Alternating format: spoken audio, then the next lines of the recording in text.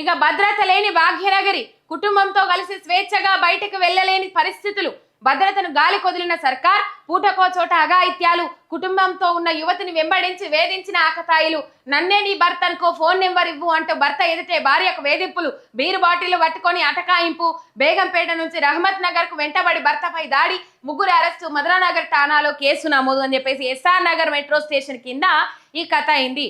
భర్తతో నిలబడ్డది ఆడబిడ్డ. భర్తతో నిలబడ్డా కూడా ముగ్గురు ఆకతాయిలు వెంబడించి రహమత్ నగర్ దాకా వెంబడించి బీరు బాటిలతో దాడి చేసిరట.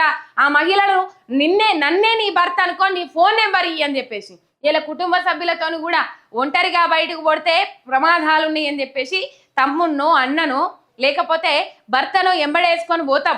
ఒంటరిగా తిరిగే సిచ్యువేషన్ లేదు, ఒంటరిగా వెళ్ళడానికి భయం అవుతుంది అని చెప్పేసి ఆడపిల్లలంటే నమ్మకం లేక కాదు తోడిచ్చి పంపేది, బయట సమాజం మీద నమ్మకం లేక తోడిచ్చి పంపుతారు. ఇది ఒకటి మనం ఈ సందర్భంగా యాద్ చేసుకోవాల్సిన అవసరం ఉన్నది. ఇక తోడు అయినా కూడా ఇట్లాంటి ఆకతాయిల వేధింపులు తగ్గుతలేవంటే రాష్ట్రంలో law and order A range లో కంట్రోల్ తప్పిందో మీరు అర్థం చేసుకోవచ్చు. ఏమనంటే భర్తను భార్య చంపుడు, భార్యను భర్త చంపుడు, లేకపోతే ఎదురుంటోళ్ళ మీద పక్కింటోళ్ళ మీద దాడి చేసుడు, భూ వివాదాలు పెరిగిపోవుడు, దొంగతనాలు పెరిగిపోవుడు, ఇట్లా లా అండ్ ఆర్డర్ ఎక్కడైనా కంట్రోల్లో ఉన్నట్లు మనకు కనబడతా ఉన్నదా? రాష్ట్ర వ్యాప్తంగా భూ వివాదాలు పెరిగిపోతా ఉన్నాయి, గెట్ల పంచాయతీలు పెరిగిపోతా ఉన్నాయి, తన్నుకుంటా ఉన్నారు అన్నదమ్ముళ్ళు. పగలు ప్రతీకారాలు మెంచుకొని ప్రాణం దీసుడే మన తుది చర్య అన్నట్లు ముందడికి పోతా ఉన్నారు. ఇగో ఈ సిచ్యువేషన్లు ఉన్నాయి. సరే ఆ ముచ్చట పక్కకు పెడితే ఇలా ఆడబిడ్డకు రక్షణ ఏది ఎక్కడ కనబడతా ఉన్నది? హోంశాఖను తన దగ్గర పెట్టుకున్నారు, లా అండ్ ఆర్డర్ కంట్రోల్ తప్పింది, ఈ ముగ్గురు అరెస్ట్ చేసిండ్రు కదా. ఇట్లాంటి వాళ్ళకు, ఇట్లాంటి దుర్బుద్ధి గల్లోళ్లకు నిజంగా కనువిప్పు కలగాలి, వాళ్ళకు మైండ్ మెచ్యూరిటీ రావాలంటే ఈ ముగ్గురికి ఎటువంటి శిక్ష చేస్తారో బహిరంగంగానే చెప్పాలి, అప్పుడైతే సెట్ అవుతారు. ఇది కథ. ఆడబిడ్డకు కుటుంబ సభ్యులతో పోయినప్పుడే రక్షణ లేదు, ఇంకా ఒంటరిగా ఆడబిడ్డ బయటికి వెళితే రక్షణ ఏడిది చెప్పుండ్రి.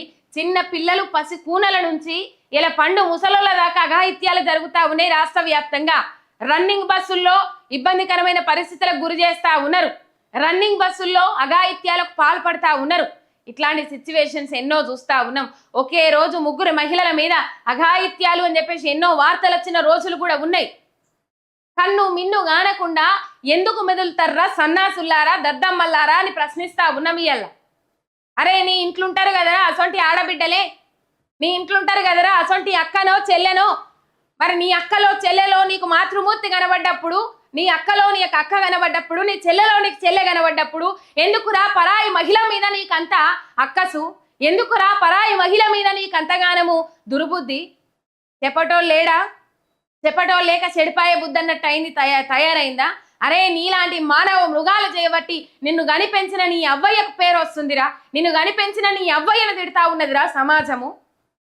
అరే చెడు చేయిపోరా బిడ్డ, తప్పు చేయిపోరా బిడ్డ అని తోలుతారా అవ్వయ్య అవతలకి? చెడు తిరుగుళ్ళు తిరిగి జల్సాలకు పాటుపడి, జల్సాలకు అలవాటు పడి ఇయ్యల్ల తల్లిదండ్రులకు నీచమైన పేరు తెస్తా ఉన్నారు. ఎందుకురా కన్నెందుకు అవ్వయ్య పేరు ఉద్ధరియనప్పుడు ఎందుకు భూమి మీద బతికి